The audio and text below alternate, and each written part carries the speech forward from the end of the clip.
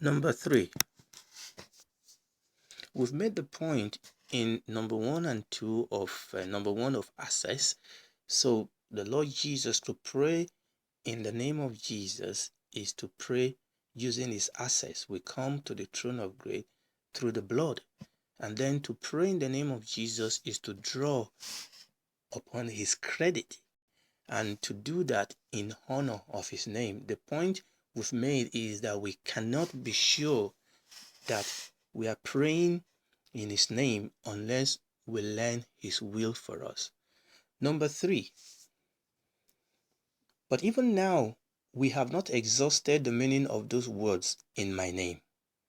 We all know what it is to ask for a thing in the name of another, but we are very careful not to allow anyone to use our name who is not to be trusted, or he might abuse our trust and discredit our name.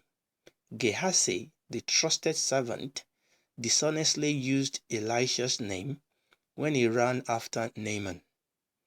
In Elisha's name, he secured riches, but also inherited a curse for his wickedness. A trusted clerk often uses his employer's name and handles great sum of money as if they were his own.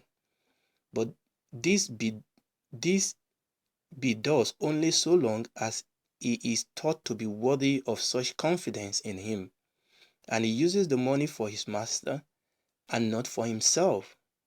All our money belongs to our master, Christ Jesus. We can go to God for supplies in his name if we use all we get for his glory.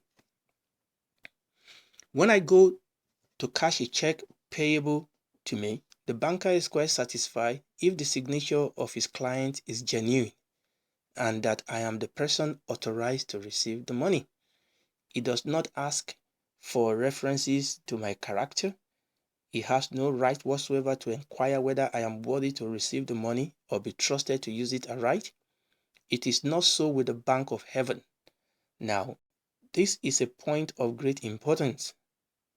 When I go to heaven's bank in the name of the Lord Jesus with a check drawn upon the unsearchable riches of Christ, God demands that I shall be a worthy recipient. Not worthy in the sense that I can merit or deserve anything from a holy God, but worthy in the sense that I am seeking the gift, not for my own glory or self-interest, but only for the glory of God. The great heavenly banker will not cash checks for us if our motives are not right. Is not this why so many fail in prayer? Christ's name is the revelation of his character. And you remember what we've been studying about names. And I just wanted us to use this opportunity to use it to study the name of Jesus just briefly. So to pray in his name is to pray in his character, to pray as his representative sent by him. It is to pray by his spirit and according to his will, to have his approval in our asking, to seek what he seeks, to ask help to do what he himself will wish to be done, and to desire to do it not for our own glorification, but for his glory alone.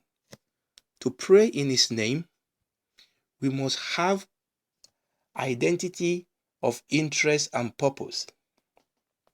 Self and its aims and desire must be entirely controlled by God's Holy Spirit, so that our wills are in complete harmony with God's will.